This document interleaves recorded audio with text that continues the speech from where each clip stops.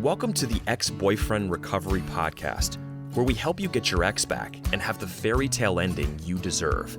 And now, your host, relationship coach and dating expert who's been dubbed by many as the Ex Whisperer, Chris Sider. Hello, and welcome to another fantastic episode of the Ex-Boyfriend Recovery Podcast. Today we're going to be talking, or hearing from rather, a woman named Denise. Now, Denise has acted completely desperate after her breakup, and she's a little confused as to how she should approach her situation and what she should do next. And I wanted to feature her particular situation because I feel like it's a situation that most of you probably are in.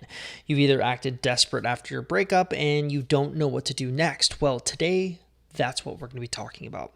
But before we actually start hearing from Denise, I first want to reiterate that if you haven't come to our website, exboyfriendrecovery.com, and taken our Ex Recovery Chances quiz, which is a free 2-minute quiz that we've designed to help you kind of understand what kind of chance you have of getting your ex back, you should stop everything you're doing, pause this podcast, and hop over to our website, www.exboyfriendrecovery.com, and take that quiz. It's a free 2-minute quiz, and it's perfect for anyone who's a newbie, anyone who's starting out and doesn't know what they should do, whether that's getting over their ex-boyfriend or moving on from their ex-boyfriend or even trying to get their ex-boyfriend back. Once you understand what kind of chance you have, it'll give you a little bit of an idea of what route you should be taking. And more than that, we actually give you personalized results or personalized next steps on what you should be doing next based on your quiz answers. So again, if you haven't taken that quiz, stop everything you're doing and take it right now. All you got to do to take it, or find it rather, is just to hop over to our website, www.exboyfriendrecovery.com.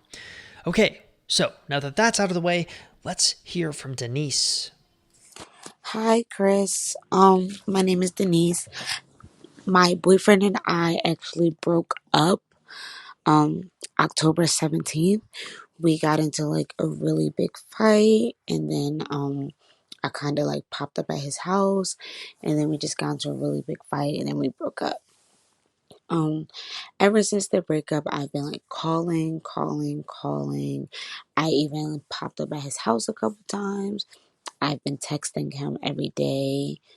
And then I actually ended up running into him one day while I was out, and I was talking to him, or at least trying to make him smile, but he just kind of wasn't budging, I guess. So now it's Saturday, December 14th, and I started the no contact rule December 1st, but I feel like every day is getting harder and harder. So what do I do after my no contact rule is over? Please help. I really miss him a lot, and I really, really want him back. Okay, so before I get started, and there's a lot to talk about here, I'd like to give a quick rundown of Denise's situation, just so that I make sure that I'm having it straight before I get started, because a lot of times I just sort of end up organically riffing off of what I hear in the moment. Okay, so Denise has broke up with her ex in October, I believe, and the two of them got into a massive fight. What's interesting is she keeps showing up at his house, which is kind of a big no-no if you listen to any of my other podcast episodes or read any of my articles or even gone to our YouTube channel. You'll know that I'm not a big believer in doing sort of desperate, kind of weird things like that. She's been calling him nonstop, again, going to his house, texting him like crazy. She actually ran into him while he was out, and he seemed completely uncomfortable during that interaction. She's trying the no contact rule out for the first time, which she should have just done originally.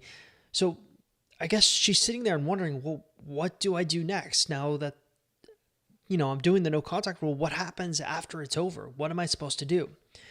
Okay, so the first thing I'd like to start off with is this concept of defining what desperate is. So I think we can all agree that Denise has acted a little bit desperate when it came to interacting with her ex after the breakup. They've gotten into multiple fights. She's showing up at his house unannounced. She's been calling him, texting him like crazy, blowing up his phone. These are all very desperate behaviors. But there's more desperate behaviors that I guess I want to cover, because this is something that we see with our coaching clients all the time, right? So not only do they NAT, if you aren't familiar with the ex-boyfriend recovery way of going about things, natting is GNAT, going nuts at texting. So Denise seems kind of like a natter, right? She's showing up at his house unannounced. She's texting him, blowing up his phone with text messages. These are all very desperate type of behaviors. But, and she didn't specify, but one of the most desperate types of behaviors that we see is begging, right? So it's not enough just to blow up his phone, showing up unannounced. It's also the types of conversations you're having with your ex. Anything that can be construed as desperate, which often is begging for them back. I want you back. I made a mistake. That whole spiel. So why is being desperate? Because being desperate is such a normal part of the breakup process. Why is it such a bad thing? Because this is something that I don't think anyone really talks about. It's just universally looked at as this bad type of behavior. Well, there's a reason why people think being desperate is not a good idea after a breakup. You see, if you act desperate, if you beg, you nat, you show up at his house unannounced, you actually reinforce their decision to remove you from their life. At every point of a relationship, whether the breakup was mutual or whether the breakup was one-sided, at some point deep down, the man is having this internal conversation like, okay, I'm removing her from my life. You've shared so much together, some of the most intimate moments you've had together. And he's making a decision to remove you from his life. Every time you show up unannounced, every time you text him, every time you blow up his phone begging for him back, you reinforce his decision to remove you from his life, and it makes him validated. It makes him think, it was a good decision to remove her from my life. And there's another concept that I feel like a lot of my peers don't really talk about, and this idea of starting from zero. So whether you realize it or not, getting an ex back simply boils down to one simple concept, and that's this idea of leveraging the best moments of your relationship together and minimizing the worst moments of your relationship together. So oftentimes when you beg, you act desperate, or you're reinforcing their decision to remove you from their life, you're finding ways to actually reinforce or leverage the worst moments of the relationship, because fighting, arguments, maybe you have trust issues, all of these things kind of coincide with acting desperate. And it kind of creates this perfect storm where an ex is looking at you like, yeah, I don't want to get into that situation again. But what do I mean? Because I feel like I'm getting off topic here. What do I mean when I say starting from zero? Well, a lot of women have this really, really sort of wrong notion about getting an ex back. So a lot of women go into the process thinking, okay, well, it's just like I'm starting from zero again, right? If I get to level 10, that means I'll have gotten him back. You break up, so you're starting back at square one. But it really doesn't work that way. You see, last week I was asked a question by someone in our private Facebook group, privately. She asked me, she said, Chris, what would you rather have? Someone who's just meeting a guy for the first time and is trying to make that guy her boyfriend, or someone who is trying to get her ex back after they've shared a 3-month-long relationship together? And after a while, I thought about it and said, well, I actually think it's easier to teach someone to get a boyfriend for the first time than it is to get an ex back. Why? Well, so the person who's never met this boyfriend for the first time, they're just trying to convince this guy to be in a relationship with them, is truly starting from square one. They're starting at zero, rather.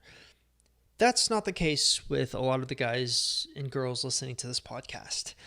You're trying to get your ex back. That means you're not starting at square one or square zero. You're starting at square -1. You see, what you have going against you are all the negative moments of your relationship. This idea of you have to find a way to not reinforce your ex's decision to break up with you, because most of you, at least from studies we've done from people who are actually visiting our website, Ex-Boyfriend Recovery, 80% of you are coming in and you're the ones that have been broken up with. That means you're starting from -1 because not only do you have to reconvince an ex to sort of be reattracted to you again, but you actually have to overcome the mistakes of the first relationship, the trust issues, all of the things, these internal conversations your ex will be having in his head. He'll be sitting back and thinking, you know what, I don't want to get back with her because. It's always a little bit more difficult. Now, don't let that sort of deter you away from trying. I'm just telling you how it is.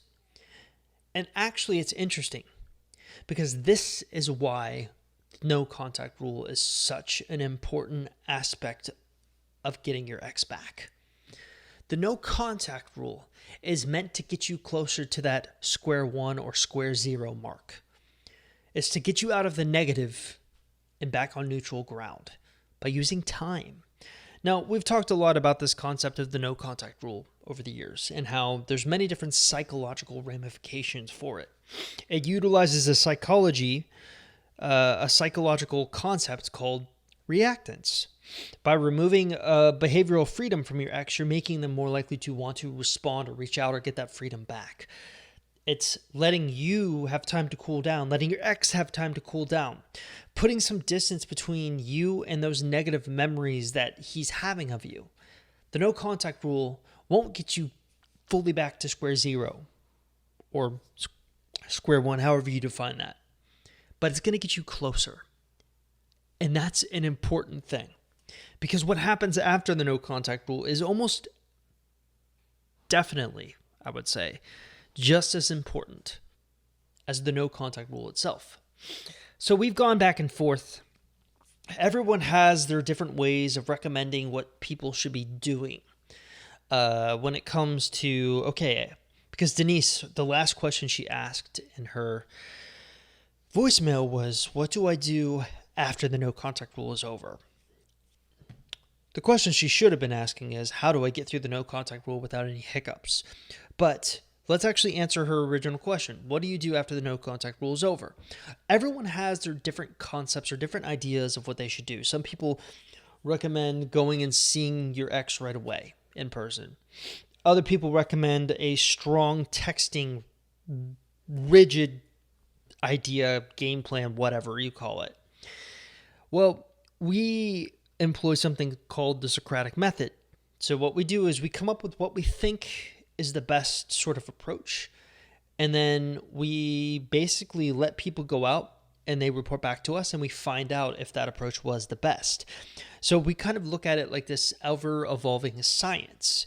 So I'm not going to say this is the quintessential way that you should be going about it, but from what we've learned so far and all of the strategies that we've recommended, this is the best way to go about it. So how do you handle what you should be doing after the no contact rule?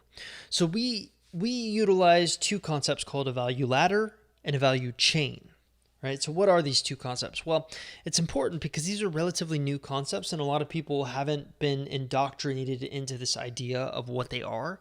But a value ladder is simply where you are climbing this ladder and adding value every time you climb the ladder. So after the no contact rule, the first rung of this ladder is considered this text messaging phase where you text message your ex, get back on good terms with them, build some attraction, build value.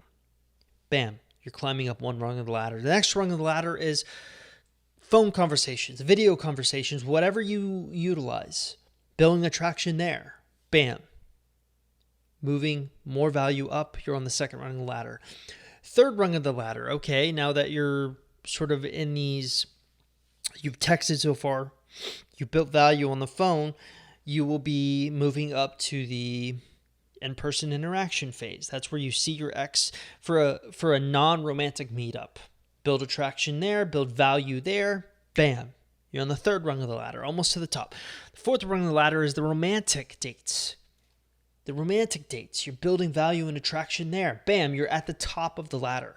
By then, you should be at a phase where your ex either asks for you back or you're in a position where you can insinuate the ask, quote unquote.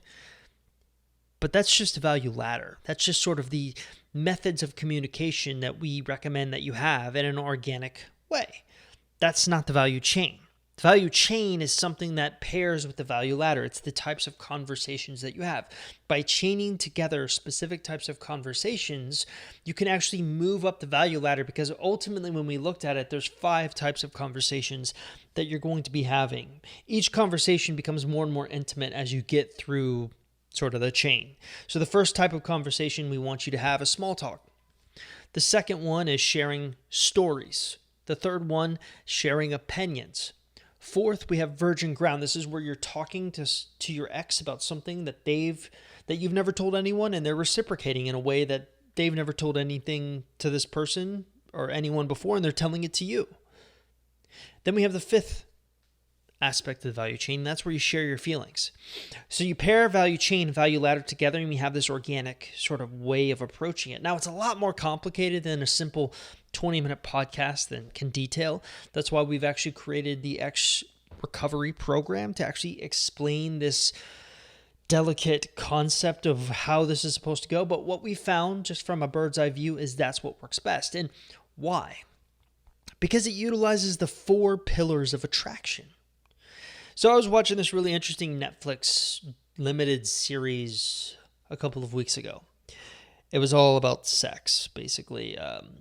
All aspects of sex you can imagine. So things like sexual preferences, what we find attractive in another partner, childbirth, birth control, everything you can imagine. Well, anyways, I kind of naturally gravitated towards the attraction aspect, because not only did I think it would help me in writing an article or filming a podcast, but I'm always game for learning new things. What's interesting, and this is something that I've seen and have already talked about many times before, but they talked about when it came to attraction, scientists universally agree that there's like these 4 main pillars. These 4 main pillars are going to be what kind of makes you attracted to another person and vice versa. And what's beautiful about the way we've structured the value chain and the value ladder is they actually utilize these 4 pillars. They're just embedded within it. So what are these 4 pillars? Well, the first pillar is the most superficial and obvious one, and that's physical appearance. We are obviously going to be attracted to someone who we believe is beautiful, who we look at. And what's interesting is beauty is in the eye of the beholder. They did all of these really interesting studies when it came to men. Specifically, they showed men all of these really different and diverse body types of women. And they just basically said, all right, pick your ideal match. Okay, so you would obviously be thinking kind of this skinny, sort of really, really attractive woman would be what they picked. And it was at first. Then they went to a different area. I think it was like Africa, where AIDS is a big, big issue there. And they asked the men there, pick your ideal body type. And the men picked the larger, sort of big-boned woman. Why? Why could it be that different? Is it beauty's in the eye of the beholder? Well, it's thought of that a super skinny woman in Africa might have AIDS, and that obviously is unattractive towards men in Africa. So they wanted bigger, more fleshed out women. Beauty is in the eye of the beholder. I'm not saying this to insert myself into the I don't even have great words. You always want to kind of say the right thing so you're not offending anyone. I'm just telling you what the documentary said. But it kind of creates a seamless transition into the next pillar, and that's geography. Right? So the first pillar is physical appearance. Obviously, we're going to be attracted to someone who we think is pretty. Next is geography. We're going to be attracted to someone who's closer to us as opposed to who's farther away. This further proves what I always say about long-distance relationships, in that every single long-distance relationship is doomed to fail. So your number one goal when you get into a long-distance relationship should always be to find a way to close the distance so that geography is close together. So what can we expand on here? Well, not much, to be honest with you. Because physical appearance, we kind of expanded there. Beauty's in the eye of the beholder. Every man is different with what he the preferences he has of physical appearance. Geography, there's not a ton to expand on other than the closer together you are to a potential mate, the more attractive you're going to find that person. So any of you who are in long distance relationships, I've been saying this for years. If you're in a long distance relationship, realize that relationship is doomed to fail unless you have a plan to close the distance. So those are the first two pillars of attraction. The third one is similarity. The old adage of opposites attract is simply untrue, and I've been saying this for years as well. From what we've found, if you have two people and their personalities are completely opposite, they are not going to be drawn together. And it makes sense. Have you ever been sort of out and about in a group setting, and you have that one sort of very, very uncouth friend, maybe, and maybe you like them for their outward bursts of energy, but deep down, you know you would never get into a relationship with them because they're a little too much. They're too dissimilar to you. And I've had this multiple times where men will come up to me and they'll say, "Oh man, look at that girl. She's so attractive." And I'll think to myself, I don't find her attractive at all just because her personality is maybe a little too much for me. And sometimes what's interesting is I think as you look at these four pillars, and I know we haven't gotten to the fourth pillar yet, but each man has a different way of weighing which ones means more to him. For some, it's physical appearance. For others, it's similarity. I like to think that I'm kind of sort of even with most of them. Geography's out because I'm married, so I obviously live with my wife, so I don't really have that one. But the other ones, I feel like I need them all, you know? But similarity is an important thing to talk about because if you and your ex don't share any interests, that's a problem. I'm not saying you should give up on trying to get your ex back, but I'm saying this is a huge problem I see with women when they actually have a conversation with their ex for the first time after the no contact rule. They often talk about things that interest themselves and not things that will interest their ex. So I'm often saying, think about a conversation from his point of view. When you're entering into a conversation with him, you want to make sure that you're talking about a topic that he's going to hook into, that both of you maybe like. That's sort of the middle ground that you're shooting for, because the more similar you are, the more likely you are to sort of connect and have that organic rapport that we're looking for. So what is the fourth and final pillar of attraction? It is simply reciprocation. There's nothing worse. Okay, I did this with my wife in the car. I was telling her about these four pillars of attraction. And so I went through physical appearance. She was like, obviously. Geography, she was like, obviously. Similarity, she was like, obviously. And then we went to reciprocation, and she's like, can you explain that to me? And I said, okay, here's how it works. When you say I love you to me, what do you expect me to say back? I love you too, right? That's reciprocation. So we like that when we hug someone, we want them to reciprocate and hug us back. Sometimes we see this a lot with couples who are married, who are having trouble in their sex lives.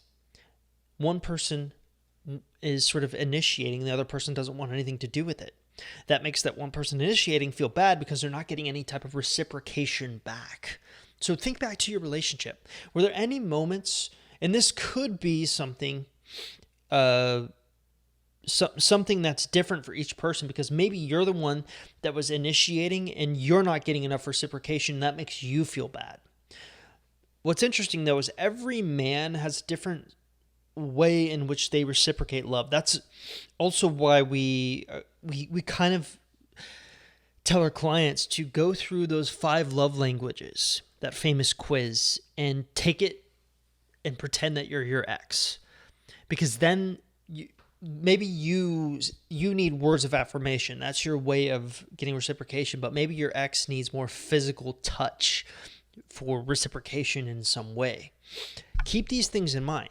So here's the beautiful thing. When we talk about the value chain and value ladder, these 4 pillars of attraction are naturally built into them, specifically when it comes to physical appearance and similarity. Because one thing we talk about when it comes to physical appearance during the no contact rule, we want you going out and posting things on social media that make you look like a total badass.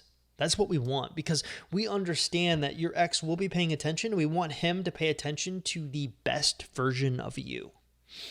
Similarity, this is something that really comes into play when you're having conversations with your ex in the texting phase or the phone call phase. Reciprocation is something that comes into play when you're in that in-person interaction phase. So Denise, and back to the original question, what should you do after the no contact rule? Everything that I'm saying here, from the value chain to the value ladder, all the way to the 4 pillars of attraction. These are all the things that you want to do. Ultimately, where I think you're making a mistake is you are reinforcing all of the poor aspects of your original relationship. We need to get rid of that and move on to the new, exciting aspects of a new relationship with your ex. Thanks for listening to the Ex-Boyfriend Recovery Podcast at www.exboyfriendrecovery.com.